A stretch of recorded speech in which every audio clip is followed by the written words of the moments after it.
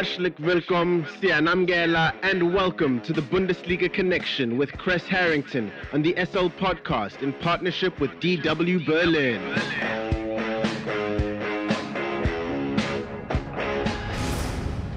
It's time for the latest from Germany's domestic football league, the Bundesliga, and more. For that, we are joined by Kres Harringtons from our partner station Deutsche Welle in Berlin, Germany. Kres, the Bundesliga headline of the week has to be Bayern Munich's shocking defeat to Augsburg. Yeah, I don't think anyone saw that coming. You know, when you saw Robert Lewandowski convert a goal for Bayern Munich, maybe, the feeling for many was that, the Lewandowski train will continue. But no, it didn't work out that way. Augsburg held on to stun the best in the league.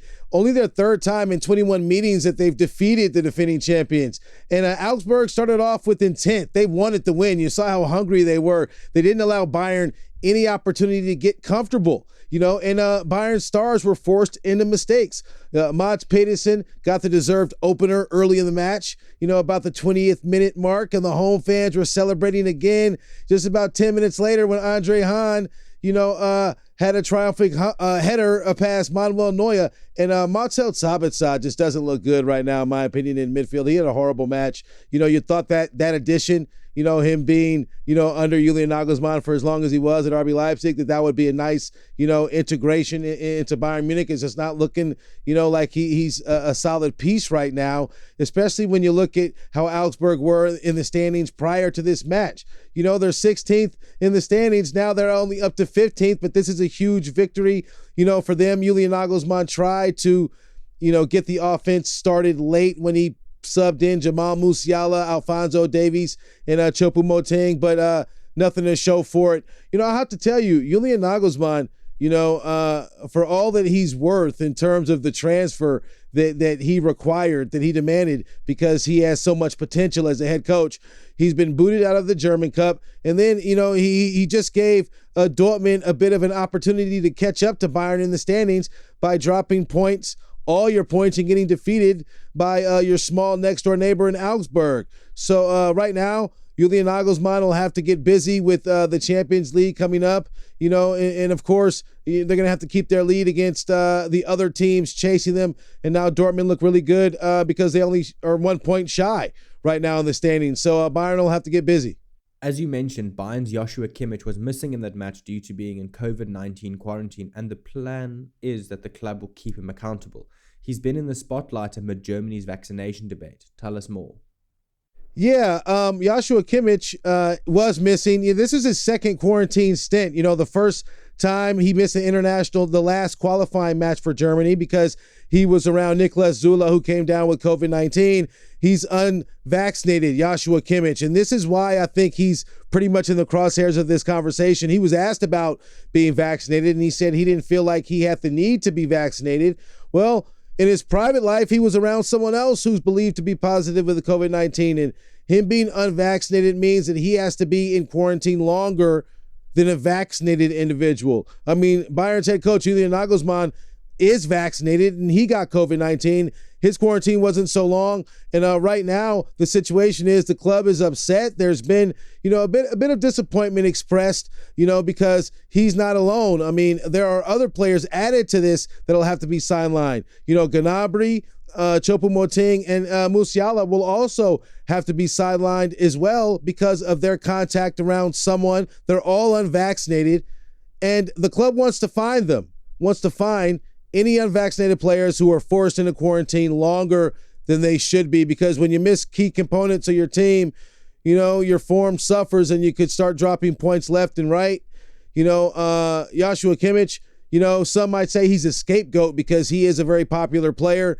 He plays every minute for Bayern Munich, and he's been used as kind of the face of this, young athlete who believes he shouldn't be vaccinated. Well, him having 2 stints in quarantine, I'm sure that will motivate him. We'll have to see, what happens. But right now, Germany's dealing with their 4th wave of coronavirus vaccination. So it's really serious right now.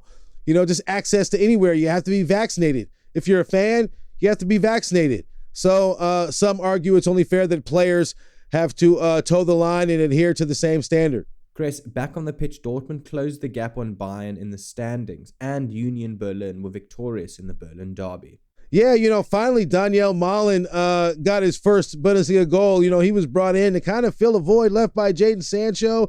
This wing threat, offensively. It's good to see him, get on the board on the scoring sheet. But Stuttgart equalized really quickly. Mats Hummels didn't look the best, but their captain, Marco Reus, saved the day, by getting the deciding goal. And they gave a lot of credit to their fans. They're missing Erling Haaland, and anytime you're missing just an electric player, of his caliber, other players will have to step up. Daniel Malen did his part. Marco Reus finished it off, and they gave credit to their 12th man on the pitch. That's the shouting and supportive crowd at Signal Iduna Park. It does make a difference, and in terms of the capital clash between Union Berlin and Hertha Berlin, Taiwo Awoniyi has been remarkable. He's really coming to life as soon as he's making his presence felt, at Union Berlin, because on paper, obviously, the more storied club is Hertha Berlin. They've been in the top flight a lot longer. Well, Awoniyi and company made it 2-0, and they made Hertha Berlin's son look really bad in the process. Martin Dardai plays in defense for Hertha Berlin. And one of the goals was definitely his fault, that they conceded, and got in a hole early. Well, Union Berlin added to their lead and made it 2-0, and they look good. They're moving in the right direction in the standings. I mean, they arguably could punch their ticket once again to the Europa League. I do believe they can do that, and they might even, do one better and get in the Champions League if Awoniyi can stay as hot as he is. Anytime you beat your next door neighbor, it feels good. So just a salute to Augsburg and both Union Berlin for pulling off these victories. Before we let you go, Kres, just like always, what else has hit your radar this week? Yeah, well, I've been talking about COVID-19 quite a bit, and something did hit my radar. It's about Werder Bremen, now former boss Marcus Anfang. He had to step down because he was under investigation for having a fake COVID-19 vaccination form. There are these documents that you have to have pretty much showing access everywhere here, in Germany and all around the world. Well, he was accused for having a fake one. Initially, he assured Werder Bremen that he was vaccinated. He got his 2 jabs and everything was above board. Well, the authorities obviously felt otherwise. He and his assistant had to step down prior to them kicking off, a match versus Schalke, another former top flight club. And I think the club and Marcus Anfang made the right decision because, I mean, come on, right now is the wrong time to have anything, remotely close to fraud, when it comes like this. This is a very serious situation, and hopefully it gets cleared up, but him departing from the club doesn't, really make his case for innocence that strong, but he'll have his day to prove his case.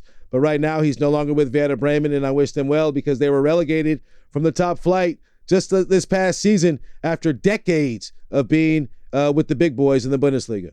Thank you very much for the Bundesliga update, Mr. Kres Harrington from our partner station Deutsche Welle in Berlin, Germany. Have a fantastic day further. Danke und auf Wiedersehen. The Bundesliga Connection is a team effort driven by the following incredible individuals. The show is hosted by Aidan Hewitt and Kres Harrington. It is produced by Kres Harrington. It is edited by Aidan Hewitt and Uli Presch, and graphics are provided by David Scullard.